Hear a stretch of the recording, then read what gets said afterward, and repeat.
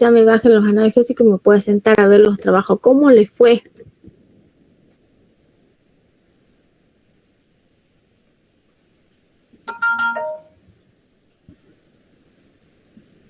¿Me escuchan? Buenas tardes, profe, ¿cómo le va? Buenas tardes, Diego. En mi caso, me tocó el caso número 4. Yo lo traté de analizar de acuerdo a la información que usted nos dio, lo que estaría ocurriendo, lo que usted no, de acuerdo a los datos, o lo que podría ocurrir sin también con alguna otra información. Sí. Por ejemplo, en el caso 4 habla de que la madre, la mujer estaba con hemorragias, estuvo internada un mes atrás con hemorragia también. Entonces, yo supuse que podría ser un aborto incompleto, o bien que la mamá había dado a luz anteriormente y tenía tenía atonía en el útero. Entonces yo deducí así, de esa forma, analizar el caso de acuerdo a las preguntas que usted no hizo. Ajá. Sí, me parece que hubo una pequeña confusión con eso. Bueno, capaz que el lunes los podamos ver a todos los trabajos, que seguramente yo ya los voy a terminar de ver y vamos a sacar las dudas, pero en realidad el tema iba dirigido un poco al tema de las hemorragias. Todavía habíamos visto algo de aborto, pero nos faltaba esta segunda parte. Más que nada era a ver qué tipo de hemorragias eran, si era o la causa de la hemorragia, porque por ahí les dio a confusión el tema de que estaba dirigido al aborto, si estaba dirigido a la hemorragia. De todas maneras, igual, digamos, la resolución que le dieron, más que nada es para que ustedes, siempre los casos, siempre van dirigidos para que analicen ustedes y piensen qué es lo que podría plantearse en cada uno de los casos, digamos. Algunos han resuelto de una manera, otros de otro, y bueno, cuando yo haga el análisis de los trabajos y los vea, ahí vamos sacando las dudas, por qué puede ser lo que han analizado o por qué no podría ser, ¿sí? Como para que ustedes se vayan sacando las dudas y los miedos, o hacer el diagnóstico diferencial de acuerdo a los signos o los síntomas. Bueno, el lunes que viene, si podemos, vemos ese tema para que se saquen las dudas, ¿sí? Hoy, ¿se acuerdan que en la última clase que tuvimos habíamos visto el tema de los abortos? Y que nos había quedado la parte pendiente de lo que era más que nada el aborto séptico, el síndrome de Mondor, ¿sí? Así que esa partecita la vamos a completar hoy. Ahí comparto.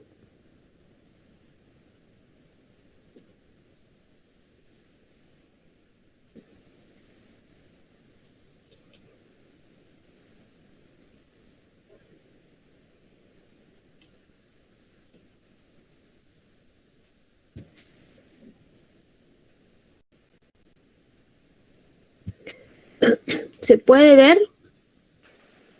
Sí, profe, sí se ve. Perfecto. Bueno, como les decía, uno de los grandes problemas que existía antes de lo que fuera el ILE y el IVE y todo lo demás, antes teníamos muchos problemas y aparte que no existía tanto el tema de los anticonceptivos como un método, la administración, digamos, y en los puestos de salud, digamos, el darle a las mamás todo el acceso, más que nada sería el acceso a los métodos anticonceptivos de manera gratuita, ¿sí? Hace unos buenos años no existía la ley de procreación responsable. Justamente la ley de procreación responsable nace por el tema de todo este tipo de abortos que se producían, que eran los que yo les comentaba la vez pasada, que los abortos clandestinos, los abortos sépticos, que esos abortos clandestinos luego se convertían en los abortos sépticos porque, bueno, los métodos de bioseguridad o los principios de bioseguridad no se trataban, no se aplicaban correctamente, eran hechos en una casa, en un domicilio, o hechos por la misma madre, había mucha cantidad de muertes debido a las infecciones que se producían por estos abortos que eran obviamente abortos incompletos, abortos que se habían complicado y se habían hecho abortos sépticos.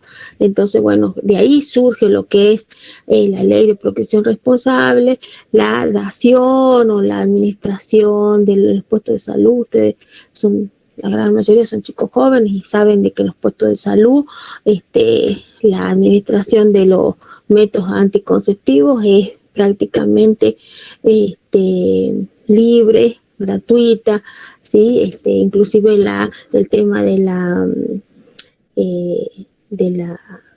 ¿cómo podemos decir? De la explicación, del asesoramiento, de cuál método sería el mejor, ¿sí?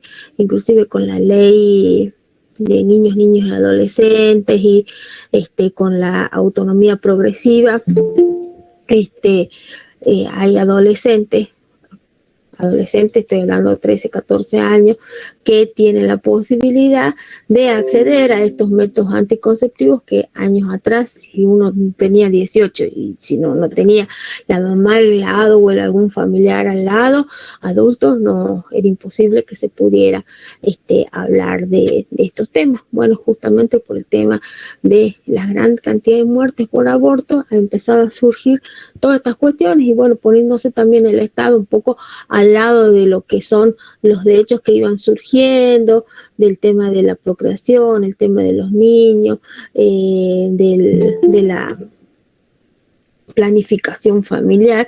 Entonces un poco todo eso se fue ayornando para lograr la procreación responsable y otra, no solamente procreación responsable, estamos hablando no solamente de anticonceptivos, métodos de barrera, sino también métodos quirúrgicos como sería la vasectomía y como la ligadura tubaria, que ahora en cualquier hospital tienen acceso libre y gratuito para que se realicen este método quirúrgico, ¿no? Bueno, de ahí es que muchas veces, que de ahí se fue surgiendo y se fue investigando y se fue viendo que estas cuestiones traían muchas muertes, entonces, por eso justamente también es una de los fundamentos de lo que es el aborto voluntario o el IVE, que ahora está puesto en marcha, esto del aborto séptico, que bueno, que se prefiere una muerte o en realidad siempre cuando se habla de aborto se habla de una muerte, o la muerte de la mamá o la muerte del bebé. En este caso, digamos, no lo veo como algo opcional, digamos, el tema del aborto. ¿Por qué? Porque hay muchos métodos anticonceptivos, hay una planificación familiar que lo pueden hacer. Como les digo, ya no estamos hablando de mujeres adultas, sino también de niños, de adolescentes jóvenes que tienen la posibilidad de acceder a estos métodos. Entonces, como que sería, a mi modo de ver, inconcebible que se mate a una criatura para fundamentando, digamos, los abortos legales, digamos, el ILE o el IVE. De todas maneras, eso es mi criterio personal, no juzgo a nadie que quiera acceder a esta técnica, pero no estoy de acuerdo personalmente, ¿sí? Bueno, entonces el tema que vamos a ver un poco hoy es el tema del aborto séptico, qué es el síndrome de Mondor, ¿sí? Cómo se caracteriza, cuáles son las diferencias, ¿sí? Como habíamos dicho la vez pasada, el aborto séptico se define obviamente como un proceso infeccioso, descendente, caracterizado, o sea que toma la parte del endometrio, los anexos, la parametritis, por la contaminación ovular cuando se realizan maniobras abortivas o cuando hay una rotura espontánea de las membranas. Puede haber una rotura espontánea sin que haya una maniobra abortiva y que la mamá no se haya dado cuenta que que ha perdido líquido, porque a lo mejor las pérdidas han sido muy escasas y lo ha confundido con orina, y bueno, obviamente al haber esa apertura, esa rotura, ese acceso, digamos, microbiano a lo que es el líquido amniótico, esas membranas se contaminan, se infectan y producen la sepsis, ¿sí? El que mayor se caracteriza, o uno de los microorganismos que se caracteriza este tipo de abortos es el Clostridium perfringens, que es un bacilo gram positivo y es el que produce esto, tiene una capacidad de formar exotoxinas, que se ejerce una acción patógena dentro del útero y se produce la infección, ¿sí? Hay muchas bacterias que pueden producir. Una de estas, el Clostridium perfringens, es uno de los que la caracteriza a lo que es el síndrome de Mondor, ¿sí? De todas maneras, esto es para que ustedes lo sepan, no es que lo van a ver y van a poder hacer el diagnóstico así diferencial, pero es importante que ustedes sepan que es cuando estamos hablando de un aborto séptico, cuando estamos hablando de ese aborto séptico que es complicado y tiene las características del síndrome de Mondor, ¿sí? Una de los factores predisponentes, cuando hablamos siempre en todas las clases o en todos los temas que vemos, tratamos de hablar de factores predisponentes, factores de riesgo, y bueno, uno de los tantos factores de riesgo para lo que es el aborto séptico, obviamente siempre hablamos de la edad, el estado de salud previo, cómo estaba la mamá, si tiene enfermedades concomitantes, sobreagregadas o no, qué método abortivo ha utilizado, si realmente ha realizado un método abortivo, como les decía yo, clandestino, o ella se ha puesto algún tipo de elementos, algún tipo de pastillas, ¿sí? Sí, qué técnica utilizado, qué sé yo, la demora en la consulta, muchas veces pasaba antes de que se ponían, qué sé yo, perejil, apio, inclusive he visto perforaciones de útero por las agujas de tejer, que las mismas mamás por la desesperación lo hacían, y obviamente la demora en esa consulta hacía que el cuadro clínico se complicara mucho más, la dificultad, los accesos de los centros de salud, las zonas alejadas, la habilidad de quien lo realiza. Acá estamos hablando, obviamente estamos haciendo referencia también a que si se ha hecho en un centro de salud, en un centro sanitario, mejor dicho, ¿sí? Porque antes, que cuando no era legal esto, había médicos que también lo hacían, digamos, dentro de sus clínicas o de su consultorio, o estaban las denominadas las matronas, que lo hacían también, digamos, en sus domicilios. Entonces era la habilidad quien lo realizaba, cómo lo realizaba, el tiempo también de gestación es muy importante. El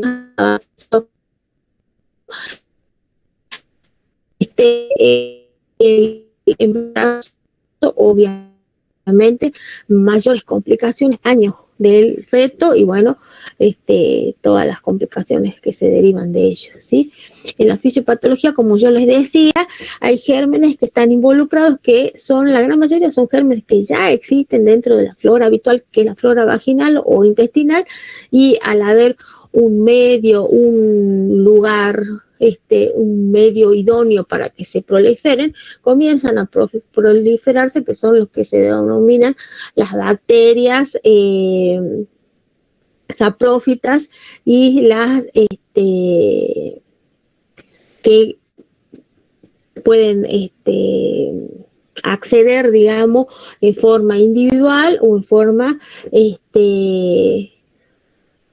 concomitante, digamos. Por ejemplo, puede haber 1 o 2 bacterias que son las que colonicen la zona del útero, la zona de las membranas, y que produzcan estas grandes infecciones, ¿sí? Muchas veces puede llegar hasta lo que producen los que son las gangrenas. Por eso era el que hablábamos del Clostridium perfringens, ¿sí? Que es el que produce la gangrena a nivel uterino, ¿sí? Los restos ovulares favorecen un ambiente para la replicación bacteriana, o sea, para que se proliferen esas bacterias, haya una infección primaria que comienza en el endometrio, pero luego, por la proximidad de los órganos,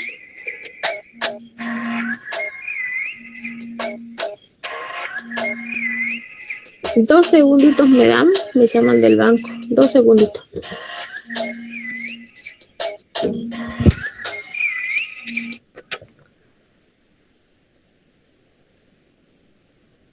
Hola.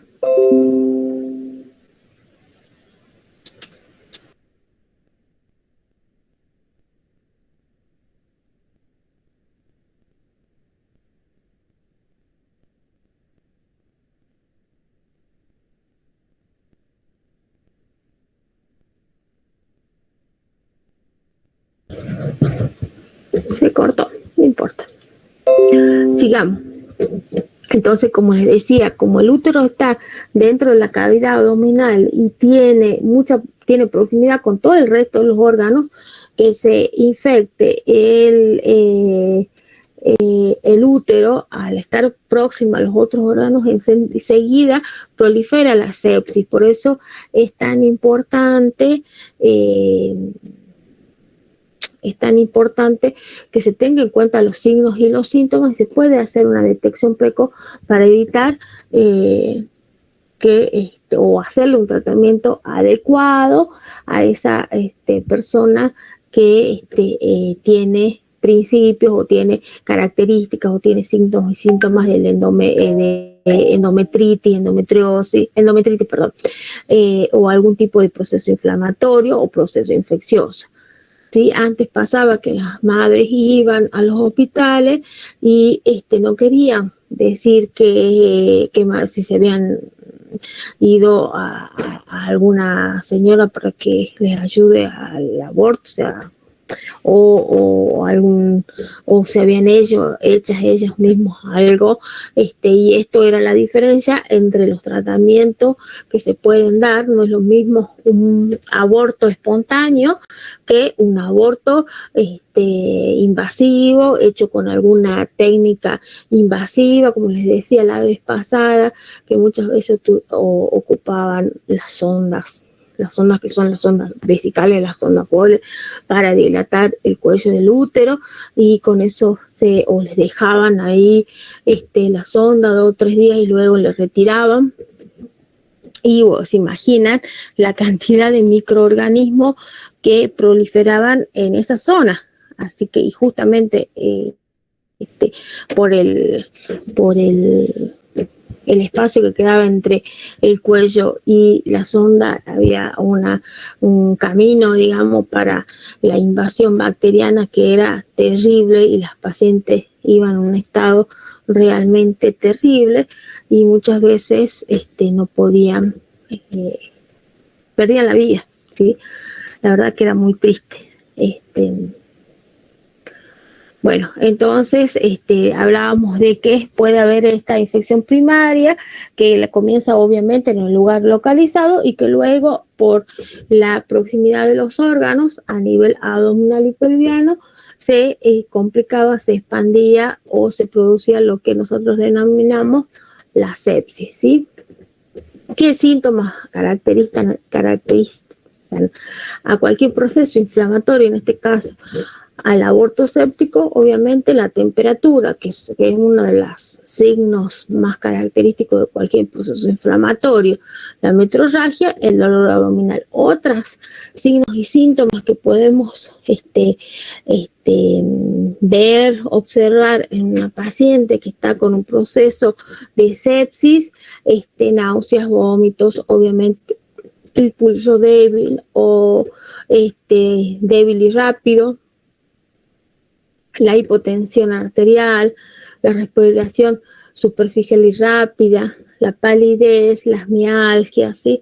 La distensión abdominal, y caracteriza esto el que es el síndrome de Bloomberg. ¿Lo conocen? ¿Saben qué es?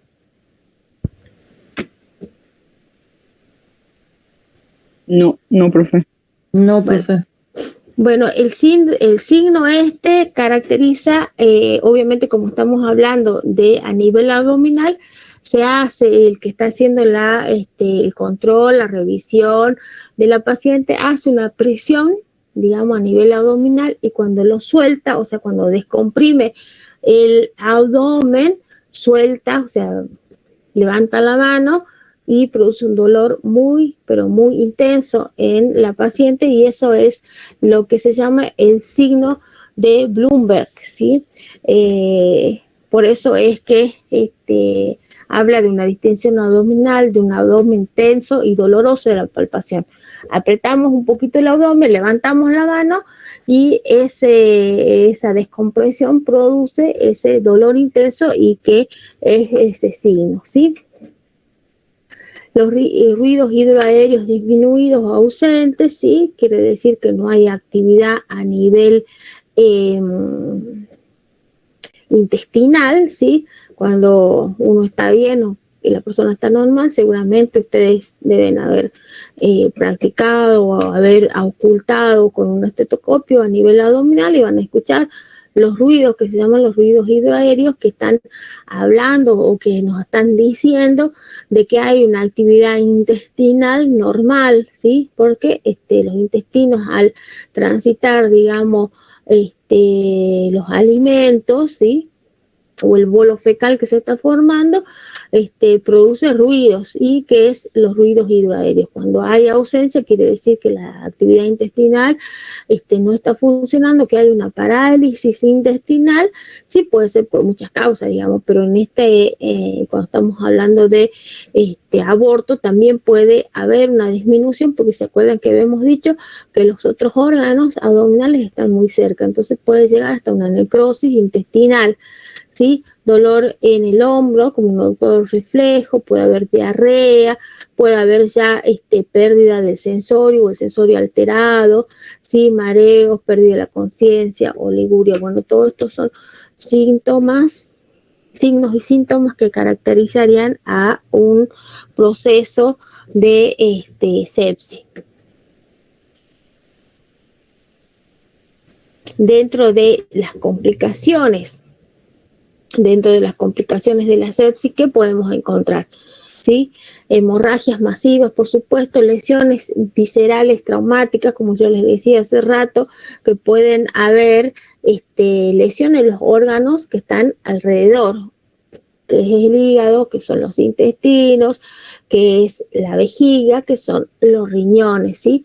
Fallas orgánicas por la misma sepsis, o sea, peritonitis, abscesos intraabdominales y perforación de las vísceras huecas, como les decía yo, el tema de los intestinos. Se pueden perforar, y es lo que uno lo conoce como la necrosis intestinal, ¿sí?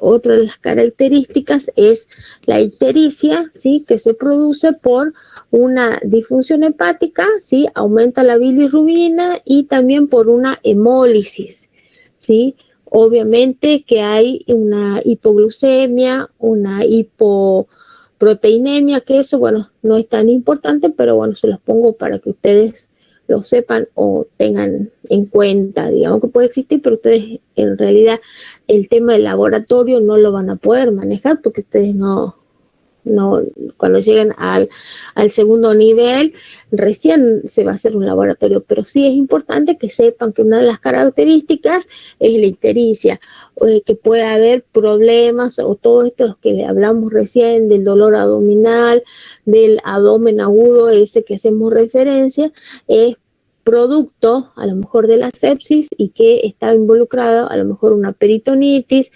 perforación de las vísceras, ¿sí? O la hipersensibilidad por el mismo proceso infeccioso, obviamente inflamatorio en un primer comienzo, y luego un proceso infeccioso.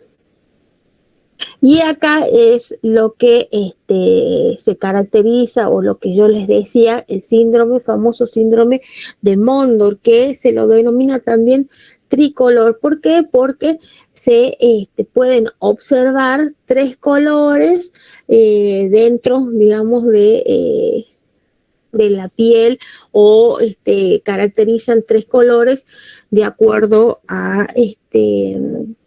la patología que está teniendo la mamá. Entonces, a simple vista lo podemos ver, hay una insuficiencia renal, hay oliguria, hay una hemólisis, y por eso en esa hemólisis tenemos la mamá que la vemos de color amarillento. Enseguida vamos a ver un dibujito. Bueno, en el prehospitalario lo que nosotros vamos a ver o que tenemos que tener en cuenta en el aborto séptico es que lo primero que necesitamos saber es que la atención que le podemos dar es llevarla lo más rápido posible a un centro de mayor complejidad, ¿sí? Eso es verificar las características. Nosotros vamos a tener una sospecha, obviamente no vamos a tener una confirmación, porque la confirmación lo vamos a hacer con el laboratorio, digamos, pero si la mamá se manifiesta, la mamá nos dice de que hizo maniobras abortivas, que pasó tal, o que está con pérdidas así, o ustedes constatan, por ejemplo, una secreción purulenta, una metrorragia purulenta, obviamente que no necesitan una certificación de un laboratorio para darse cuenta que está en una sepsis. De todas maneras, digamos, la atención que ustedes les van a dar al prehospitalario es primero la atención en la colocación de una vía periférica, porque obviamente estamos hablando de una mamá que está con hipotensión, pulso débil, ¿sí? Ya vamos a ver por qué el color morado o la cianosis, que hay una hipoperfusión y también vamos a necesitar oxígeno, ¿sí? Pero tener en cuenta que hacer el diagnóstico por lo menos presuntivo y poder estabilizar a esa paciente y llevarla a un centro de mayor complejidad. Como yo les decía hace un tiempo atrás, se hablaba de un esquema de antibiótico, que yo lo puse acá porque estaba en la bibliografía, pero les pido que le consulten al doctor Caiguaraz cómo están trabajando en este momento con el tema del prehospitalario y el tema de las pacientes que hay sospecha de aborto séptico, ¿sí? Hace unos años había un protocolo en la que se trabajaba que en cualquier centro el primer contacto que tenga con la paciente, porque hablamos de la hora de oro, que mientras más pronto recibe el antibiótico, sea el que tenga, hablamos primero de ampicilina, metronidazol, pero en algún punto se trabajó con que cualquier antibiótico podía venir bien, porque hablábamos de que muchas veces no es una sola bacteria la que coloniza, sino son varias. Entonces el antibiótico que tengan en el centro de menor complejidad, o sea, hablábamos muchas veces de los CAPS, se administraba ese medicamento, se podía hacer el hemocultivo, lo hacían, inclusive se había trabajado para que se lo haga en los puestos de salud, sacar el laboratorio cuando se hace la canalización, para canalizarlo sí o sí, se puede hacer, digamos, la recolección del hemocultivo y a la aplicación del antibiótico. Entonces ya llegaba al centro de mayor complejidad con la muestra para los hemocultivos, que siempre son por 2, ya con la vía puesta, ¿sí? Con la administración de algún destrozo fisiológico y con el antibiótico, con una dosis de antibiótico, la que hubiera en el puesto de salud. Pero no sé si eso ha cambiado, por eso les pido que le consulten al doctor Caiguaraz cómo están haciendo con ese tema. ¿Ustedes vieron algo de esto con el doctor? Me dijeron, ¿no?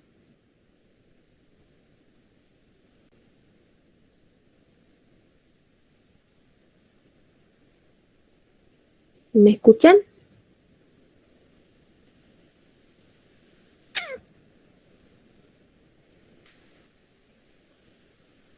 ¿Me escuchan? Profe. La última clase él habló un poco, pero todavía como que no profundizó, me parece. Ah, bien, bien, bien. Bueno, continuemos. El síndrome de Mondor A ver dónde lo tengo, los colores. Bueno, acá está el síndrome del Mondor, que es, o la triada que le dicen de tricolor, síndrome tricolor, porque tiene 3 colores que caracterizan. Uno es la anemia, porque la paciente está pálida por la hemólisis, la ictericia y la cianosis a nivel periférico. Entonces, por eso es que le dice síndrome de Mondor o síndrome tricolor. Acuérdense que dentro de la cianosis, de la ictericia que ustedes van a ver en la piel de la paciente, van a poder distinguir que a pesar de que está ictérica, la paciente ahí está bien pálida, ¿sí? Es un color característico, digamos, que ustedes cuando lo vean se van a acordar, digamos, y obviamente hay una cianosis a nivel periférico. ¿Sí?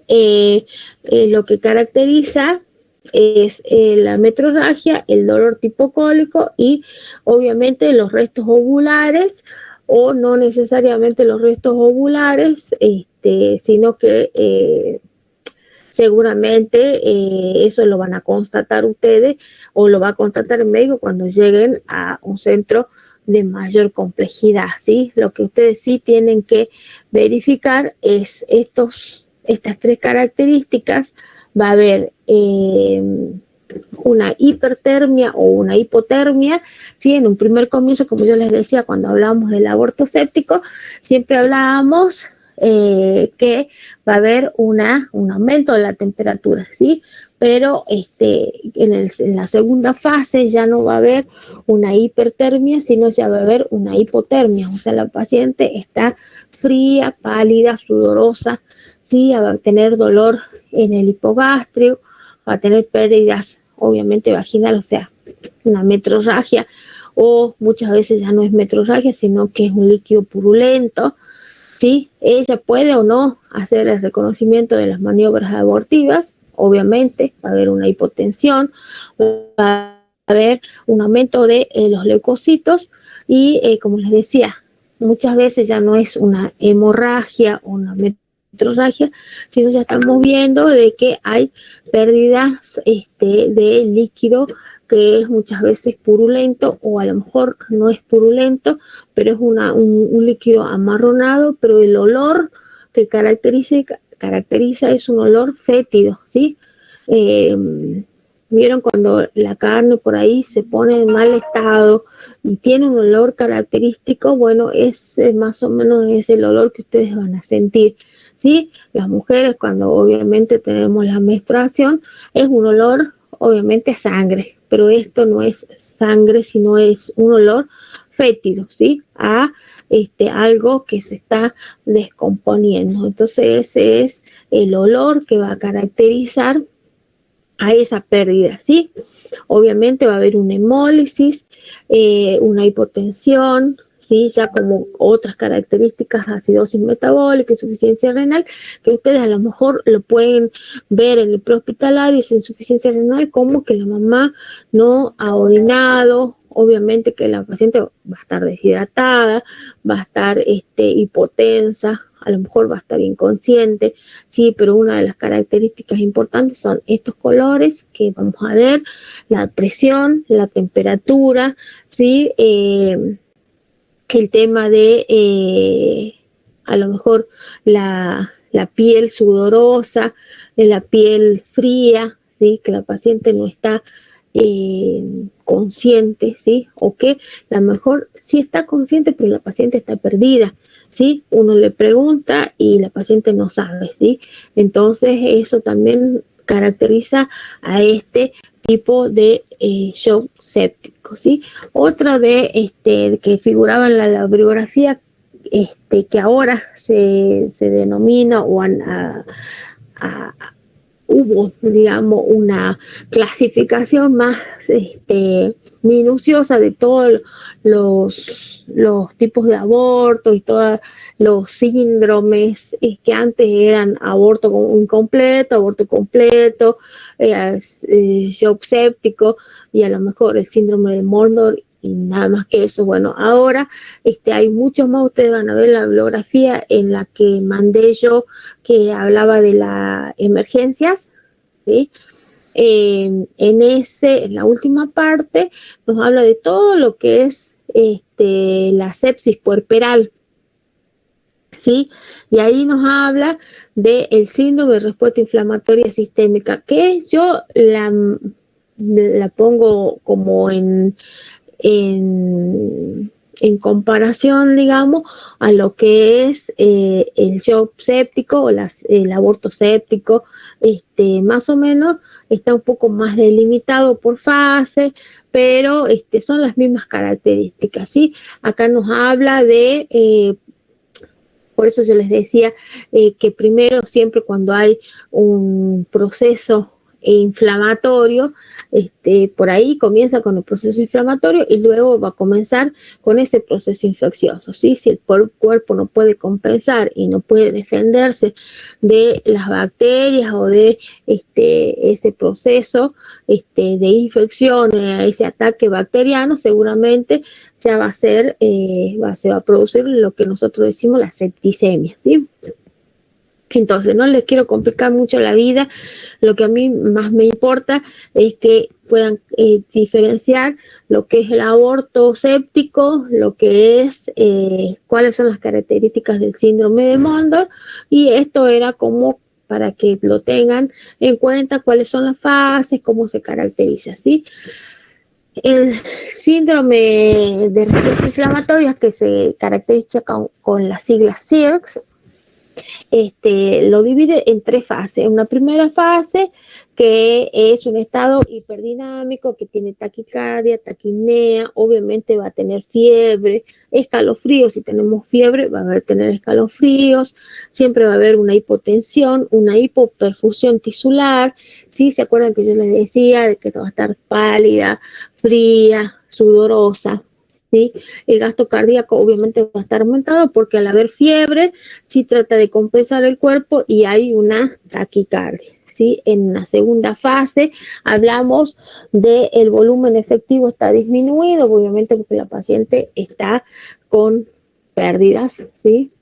Va a haber una hipotensión tisular, va a haber una acidosis, una vasoconstricción, ¿sí? No solamente a nivel periférico, sino también a nivel más profundo. Obviamente va a haber una hipovolemia, porque se acuerdan que la paciente estaba ya con una hemorragia, ¿sí? En esta fase es, muchas veces es, acá dice potencialmente irreversible, ¿sí?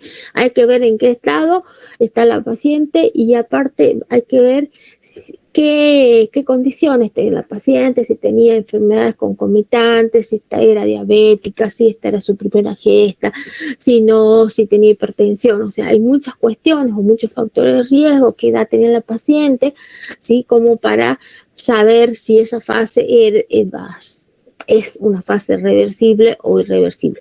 Pero si estamos en este estadio, digamos que ya estamos hablando que estamos en una sepsis, en un aborto séptico, ¿sí?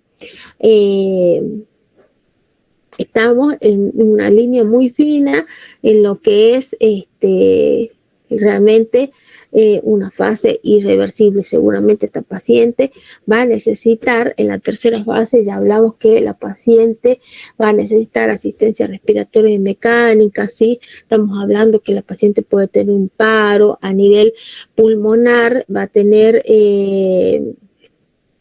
necesitar una asistencia respiratoria mecánica, muchas veces tienen edema pulmonar, ¿sí? A nivel renal está en oliguria o anuria, ¿sí? Esa situación, o sea, una insuficiencia renal aguda. Toda esta sepsis va a producir una insuficiencia renal aguda y que va a requerir la paciente una diálisis. Muchas veces esa diálisis puede ser a nivel o a modo temporal, digamos, después de que se recupere o que pueda lograr vencer, digamos, esa infección, esa sepsis, puede ser que se revierta esa situación de insuficiencia renal aguda o no, puede ser que ese paciente quede con que esa insuficiencia renal aguda se vuelva crónica y que requiera realmente diálisis de por vida, ¿sí? O no, ¿sí? Como les digo, esto también tiene que ver con el tema de el estado de esa paciente, el estado nutricional, las enfermedades, en qué estadio llegó la paciente, ¿sí? Si estaba muy complicado, recién comenzaba, o hay un montón de situaciones que verlas, ¿sí? Pero muchas veces las pacientes quedan con un requerimiento de diálisis de por vida, ¿sí? Que la única solución, como ustedes saben, la diálisis es el trasplante. Y hay gente joven, ¿sí? Yo pude ver cuando era muy joven y trabajaba en quirófano, una paciente que era odontóloga y nosotras nos preguntábamos, éramos muy jovencitas, y nos preguntábamos entre nosotras estudiantes, ella que es odontóloga, ¿por qué llegó hasta a esa situación, digamos? Sí, y bueno, no a modo de juzgar, sino uno preguntándose desde la curiosidad qué habrá pasado, digamos, que ella tenga que haber recurrido a esa situación, digamos, de producirse o requerir un aborto clandestino y luego terminar en esas circunstancias, digamos, ¿sí?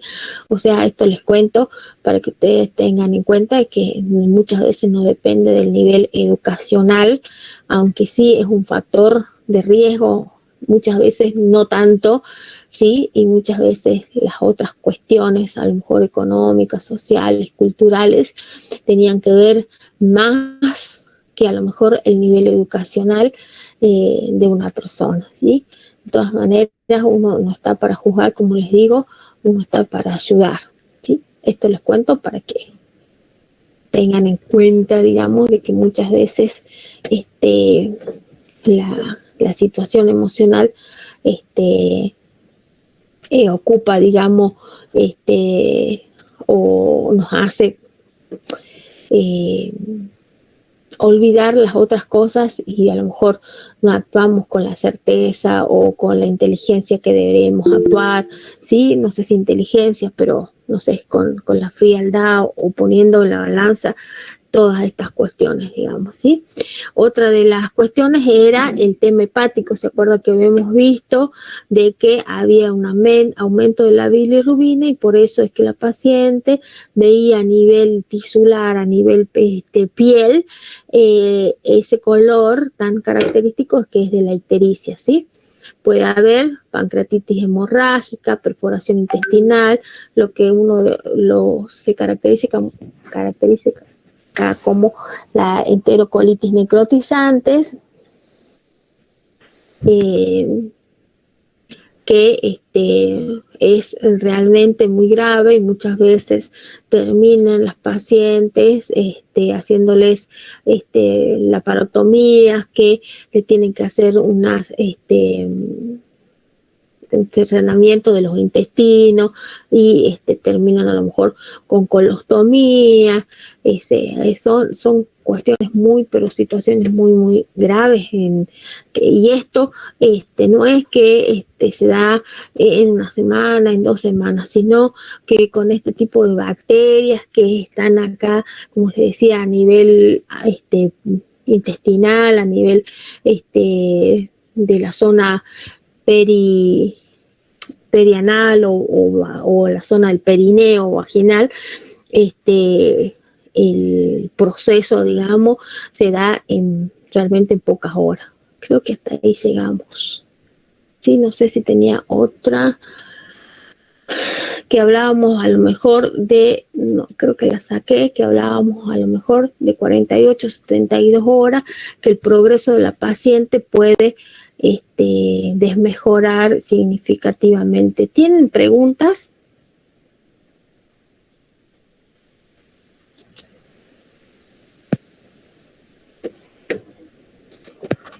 No, profesor. No, estoy toda despeinada. No tiene nadie ninguna pregunta. ¿Entendieron el tema?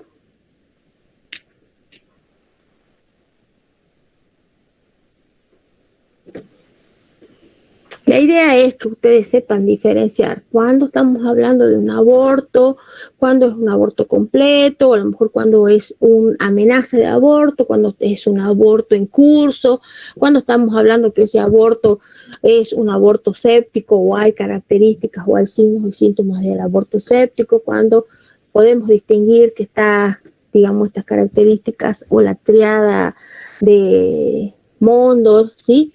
Entonces, eso sería lo que yo pretendo, digamos, ¿sí? Que puedan hacer la distinción de esas cosas, no necesariamente necesito que sepan todo el tema de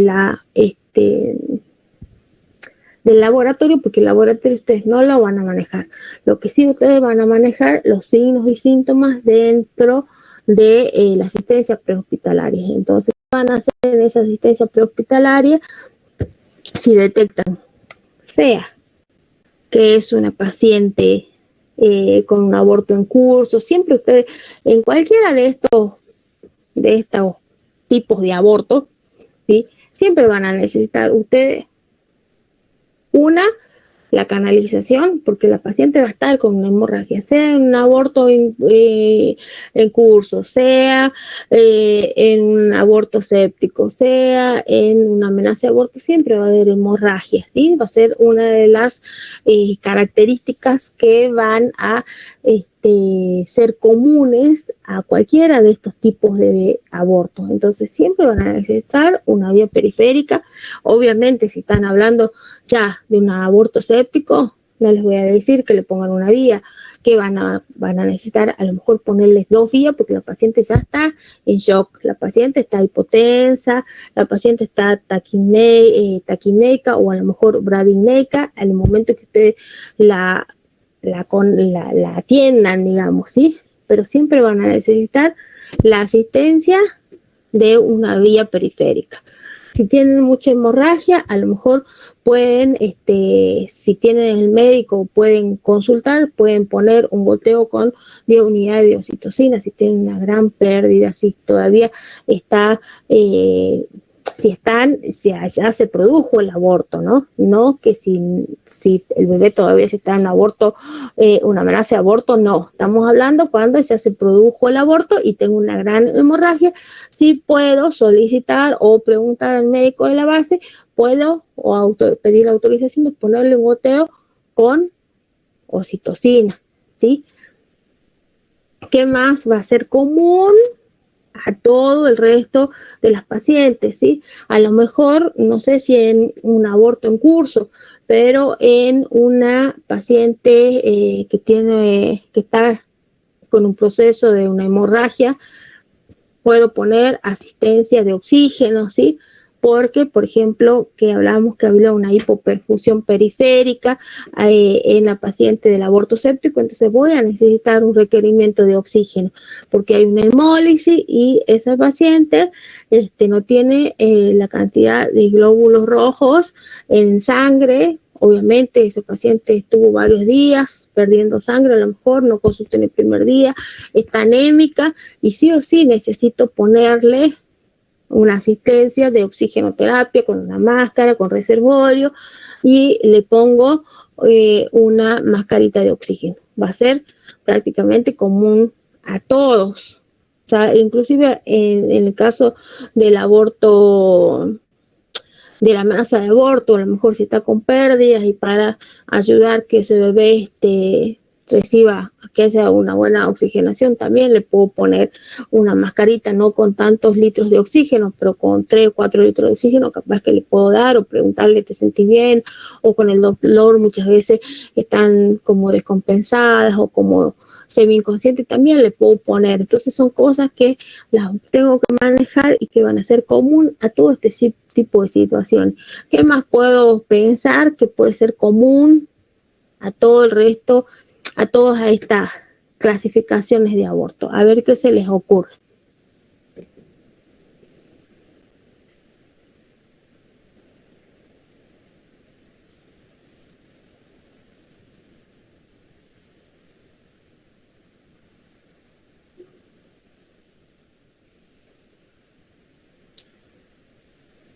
Están dormidos porque yo.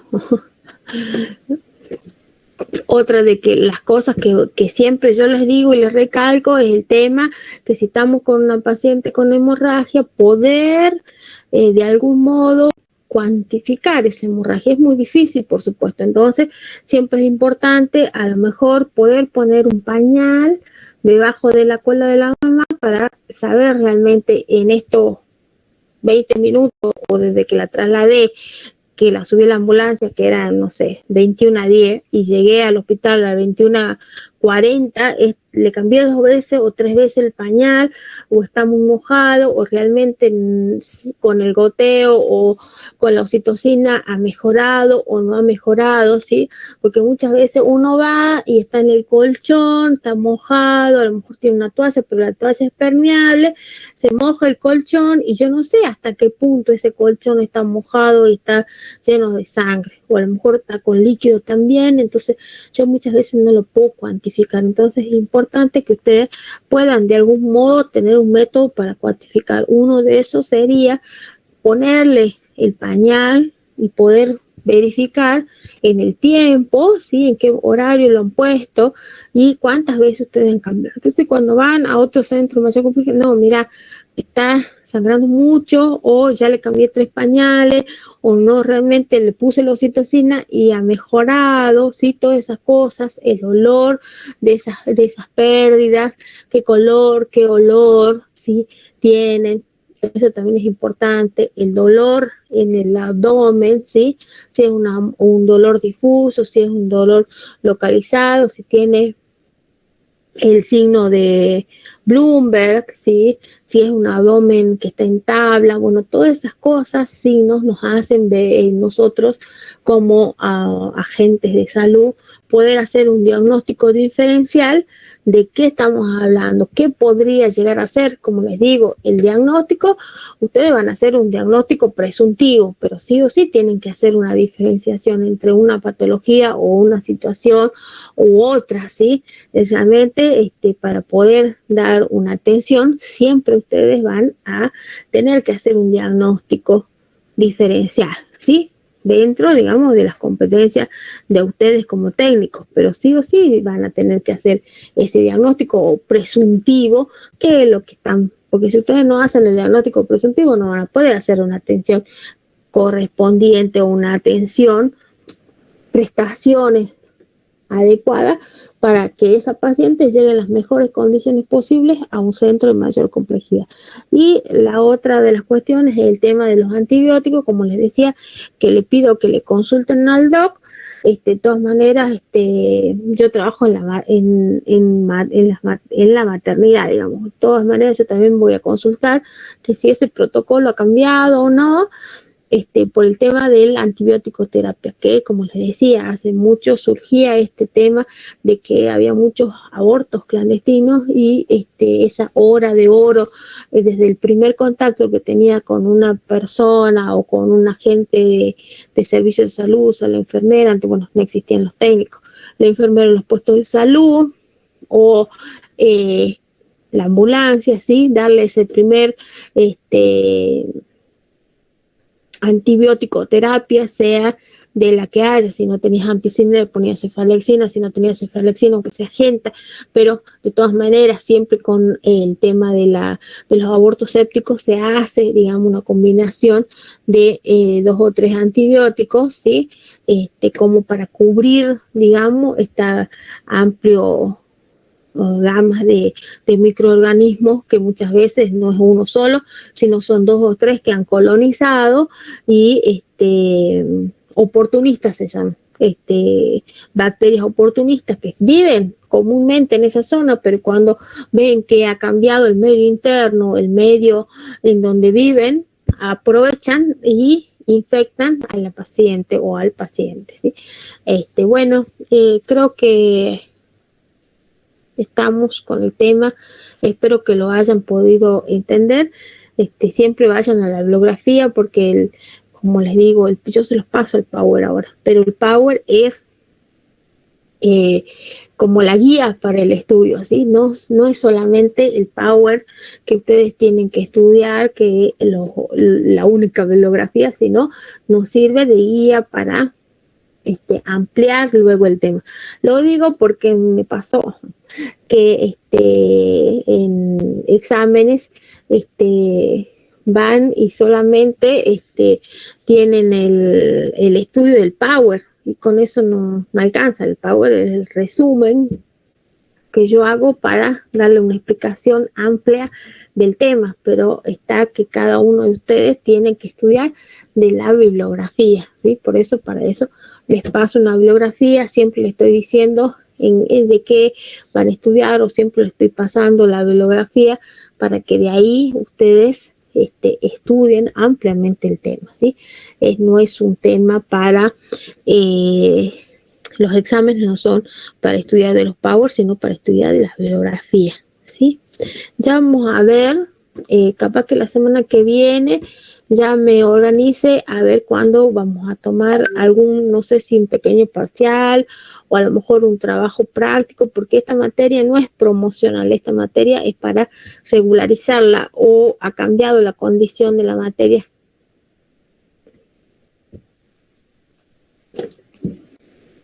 No nos dijeron todavía, pero debe seguir igual. Sí, porque el año pasado todos pensábamos que era promocional y al último nos salieron que era regular, así que bueno, no, tampoco con la regularidad, yo creo que tomando un parcial al final o un trabajo integrador, con eso podemos regularizar, porque creo que nos queda, tengo que ver el programa, pero capaz que me queda un tema más y ya tendremos que pasar a todo lo que es la parte de pediatría, que también ustedes lo trabajan con el doc. Nosotros lo que vemos mucho es el tema de la recepción del niño sano, de la recepción de un bebé prematuro, recepción de un bebé deprimido. Sí, bueno, esas son lo que vemos de la parte de neonatología, en realidad no es tanto pediatría, sino la parte de neo. Así que con el programa vamos más o menos bien, pero de todas maneras igual nos quedan 1 o 2 temitas más de lo que es obstetricia, del eje de obstetricia, y ya pasaríamos al eje pediátrico, ¿sí? Que es más que nada la parte de la recepción, cómo debemos hacer las recepciones en las distintas situaciones, digamos, ¿sí? Así que bueno, les pido que llenen tengo acá que son 28 presentes, ¿sí? Así que les pido a los que están presentes en la sala que llenen el formulario, por favor, ¿sí? ¿Alguna pregunta más? Si no, damos por concluida la clase.